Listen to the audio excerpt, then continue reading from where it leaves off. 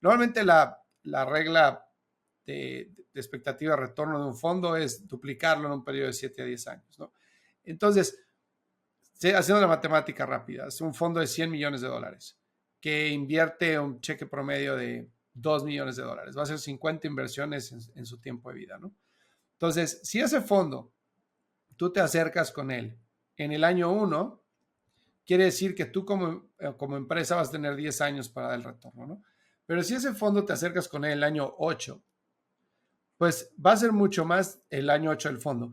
Vas a tener menos tiempo para el retorno, es mucho más difícil, tienes que tener otro tipo de oportunidad completamente distinta, ¿no? Sobre todo si estás muy temprano, pues es complicado. Entonces, todas esas cosas tienen que tenerla los emprendedores en la cabeza cuando hacen su lista de a quién se van a acercar, ¿no? En qué año está el fondo, de qué tamaño es el fondo, qué tamaño es su ticket promedio, en qué invierten, para poder entender si acaso en términos de oportunidad es viable a nivel financiero, ¿no?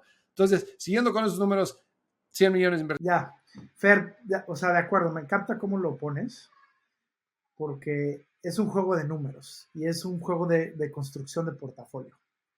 Y es, yo creo que el arte también de ser fund manager, porque ahorita te estoy hablando del fondo y luego hablo del emprendedor.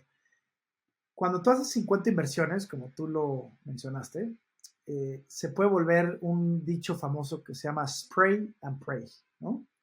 Entonces, ese spray and pray lo que te indica es que para controlar 50 inversiones y darle el tiempo necesario a cada una para ayudarlas a hacerlas crecer, entonces necesitas un ejército de 50 personas en el fondo, 40, lo que sea. Entonces se vuelve bien complejo darle esa, ese tiempo a ese emprendedor.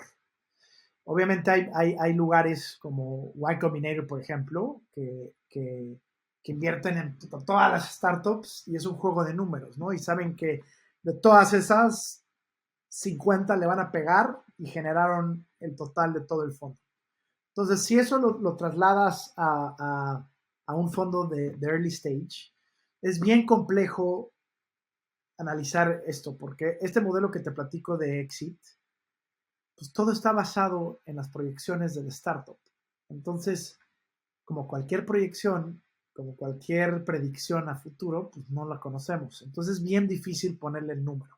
Lo que sí es interesante ver, que va de regreso a los fundamentales de VC, es ver que ese producto en ese mercado sea el timing para que genere y que resuelva una necesidad real en un mercado suficientemente grande para que genere ese hockey stick.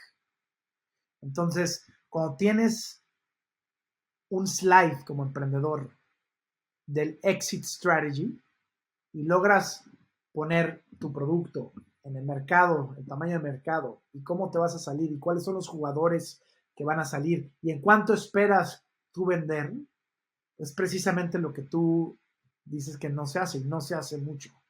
Yo el 10% de las slides de los pitches que recibimos, yo te diría que ese 10% tiene algo parecido. Obviamente está el slide del mercado, de qué tan grande es y eso, pero es bien difícil luego que conecten eso con el producto y con el número.